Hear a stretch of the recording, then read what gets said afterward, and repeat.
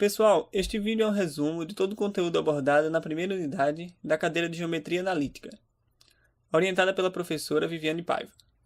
Vamos abordar os principais assuntos, passando por vetores, retas, circunferências e cônicas. Eu sou Arthur Castro e vou explicar para vocês a primeira parte do conteúdo. Antes de começarmos o estudo de vetores, precisamos entender o que é o plano cartesiano, pois é nele que iremos trabalhar durante todo o assunto. O plano cartesiano é um método criado por René Descartes para mostrar a localização de alguns pontos no espaço, e trata de dois eixos ortogonais que pertencem a um plano em comum. No plano cartesiano, a linha vertical é chamada de eixo das ordenadas, o eixo y. Já a linha horizontal é chamada de eixo das abscissas, o eixo x. Com a interseção dessas linhas, temos a formação de 4 quadrantes. Neles é que podemos definir os valores positivos ou negativos. As coordenadas cartesianas são representadas por elementos. São dois números racionais que aparecem entre parênteses, como a, 2 e menos 3. Esses elementos formam um par ordenado. O primeiro elemento corresponde ao eixo das abscissas, já o segundo elemento corresponde ao eixo das ordenadas. É importante lembrar que o par ordenado 0 e 0 é chamado de origem. Agora sim, vamos começar a falar sobre a definição de vetor. Um vetor é um segmento de reta orientado. Então imaginemos uma reta que é marcada dois pontos, A e B. Pode-se traçar entre A e B um vetor AB, porque A é a origem e B é a extremidade do vetor.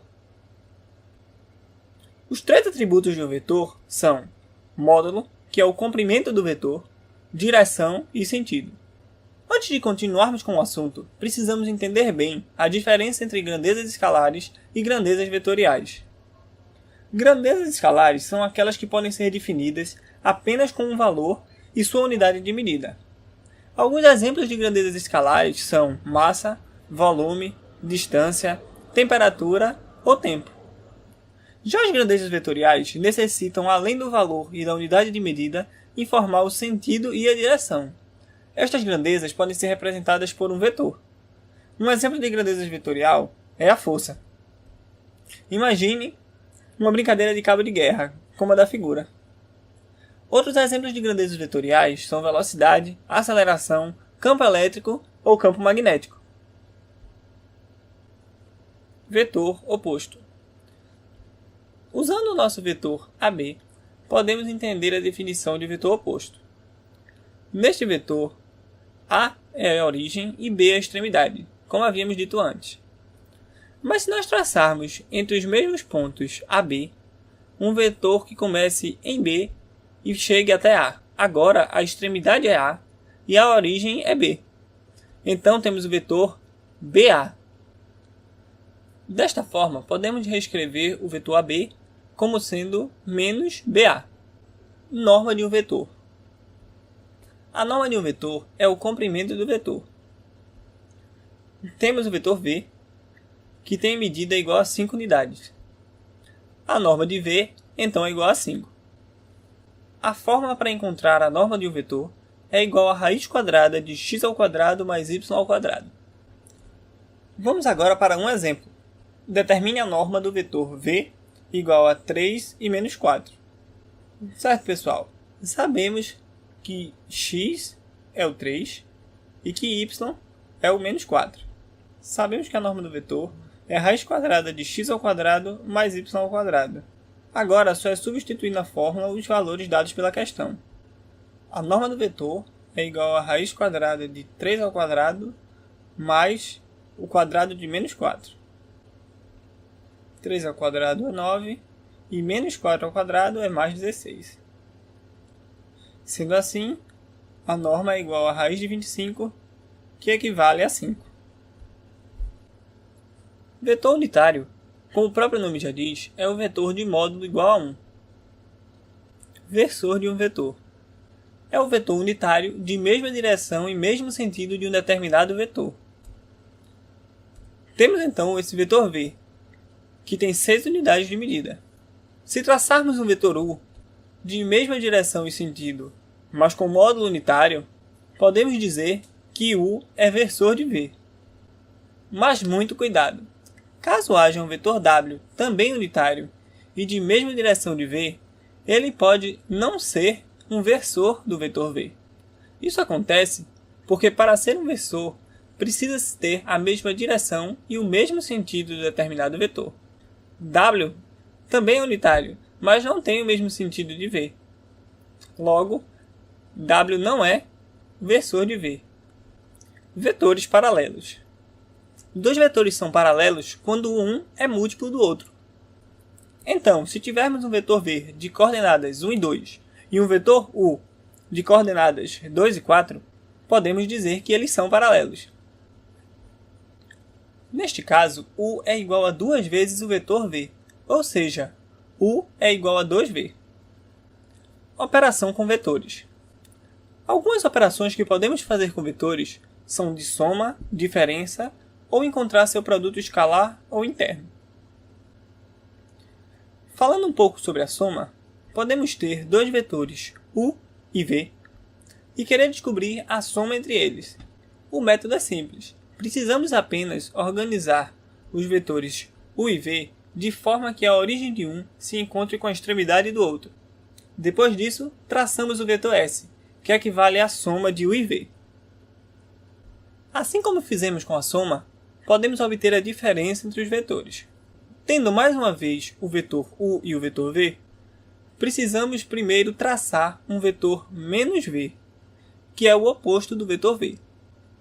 A partir daí, é organizar da mesma forma que fizemos para a soma, a origem de um com a extremidade do outro, e traçar um vetor D, que é o vetor diferença.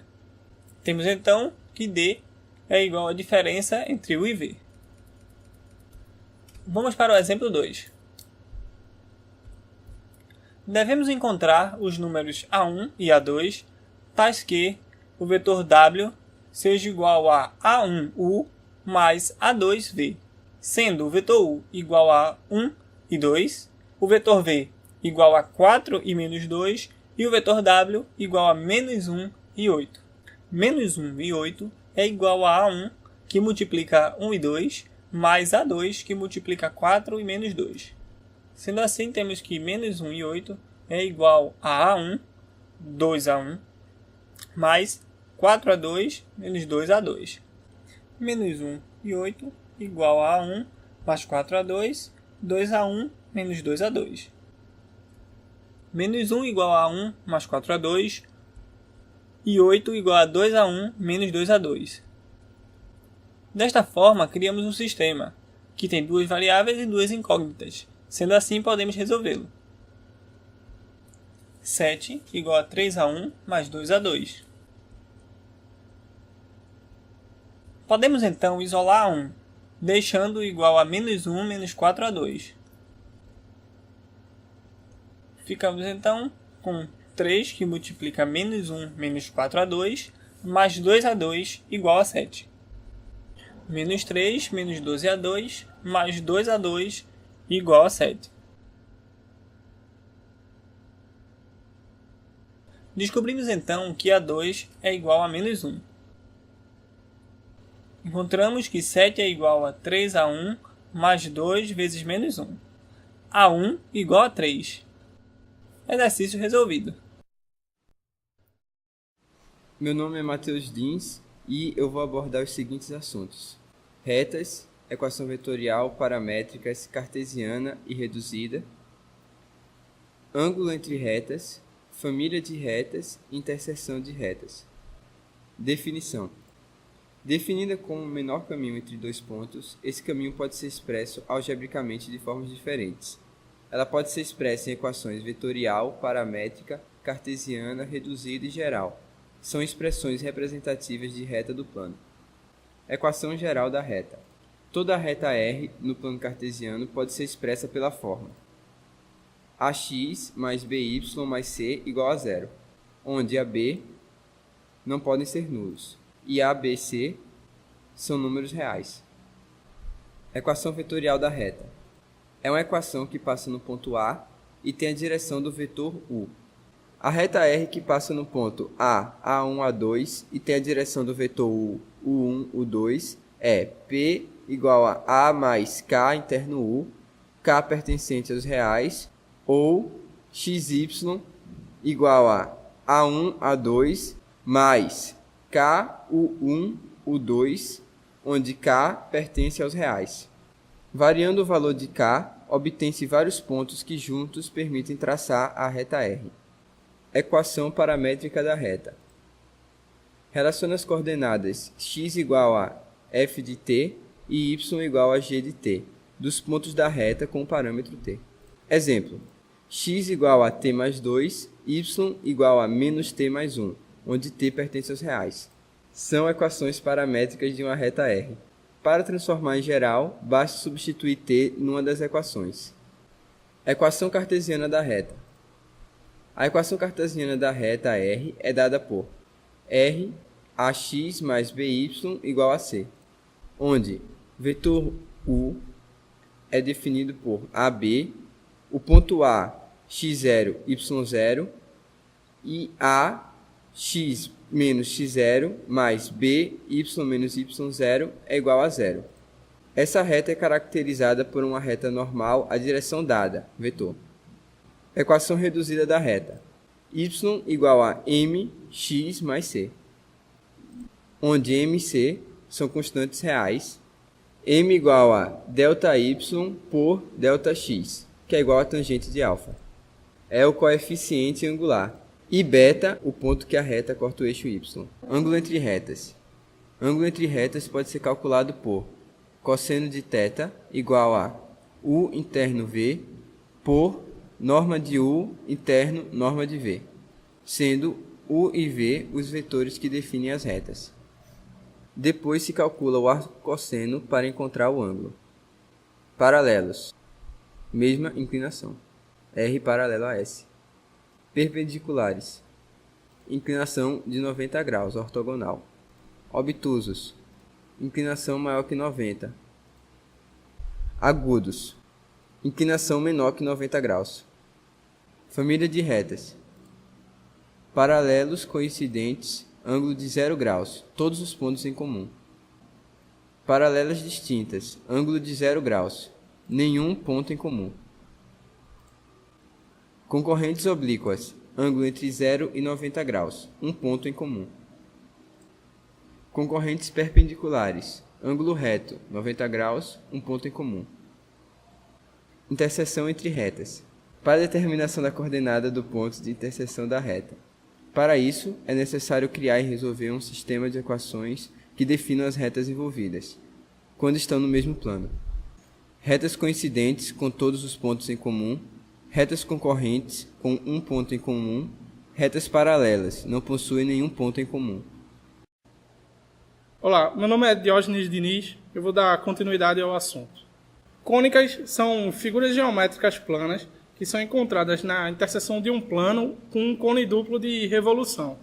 Um cone duplo de revolução é um cone formado por duas retas concorrentes que sofrem uma revolução de 360 graus. A partir dessa interseção, a gente consegue obter 4 tipos de cônicas. São as circunferências, as parábolas, a elipse e a hipérbole. A excentricidade é um parâmetro associado a qualquer cônica que mede o desvio dela em relação à circunferência. O valor da excentricidade ela define qual cônica a gente está trabalhando. Se a excentricidade for maior do que 0 e menor do que 1, é uma elipse. Se ela for igual a 1, é uma parábola. Se ela for maior do que 1, é uma hipérbole. Como ela mede o desvio em relação à circunferência, a circunferência não possui excentricidade, ela tem valor 0. Numa elipse, quanto menor for essa excentricidade, ela tende a virar uma circunferência, visto que a circunferência tem excentricidade 0. Para obter a equação reduzida da cônica, a gente precisa que o termo cruzado seja nulo. Para realizar a rotação de eixos na cônica, a gente tem algumas etapas. A primeira etapa é a substituição das equações. A gente tem que x é igual a x' cosseno de θ menos y' seno de θ, e y é igual a x' seno de θ mais y' cosseno de θ. Essas equações elas são obtidas através de similaridade de triângulos. Considerando a equação geral das cônicas, que é ax² mais bxy mais cy ao quadrado mais dx mais ey mais f igual a zero, sendo que a, b e c eles não podem ser simultaneamente nulos. A gente aplica a equação de rotação na equação geral das cônicas, obtendo essa nova equação. Fazendo o agrupamento dos termos semelhantes, a gente chega nessa nova equação aqui, onde, como na equação geral temos que B é diferente de zero, a gente pode determinar o ângulo de rotação tal que o termo misto seja eliminado. Ou seja, tendo que B' igual a zero, nós temos dois casos a considerar. A é igual a C, ou A é diferente de C. Se A for igual a C, como B é diferente de zero, a gente tem que o ângulo de rotação é 45 graus. Se A for diferente de C, a tangente de 2θ é igual a B dividido por A menos C. Vou mostrar um exemplo para fixar um pouco mais a ideia. Na equação 4x ao quadrado mais 2xy mais 4y ao quadrado menos 15 igual a zero, a gente tem que os valores de A são igual a 4, B igual a 2, C igual a 4, D e E são igual a 0 e F é igual a menos 15. Como A é igual a C, o ângulo de rotação é π sobre 4. Fazendo a substituição na equação da rotação, temos que x é igual a x' menos y dividido por raiz de 2 e y é igual a x' mais y' dividido por raiz de 2. Determinando os coeficientes da equação, a gente chega que a' é igual a 5 e c é igual a 3. Então, fazendo as substituições na segunda equação, temos que x' ao quadrado dividido por 3 mais y' ao quadrado dividido por 5 igual a 1. Ou seja, a equação original ela é de uma elipse com eixo focal em y'.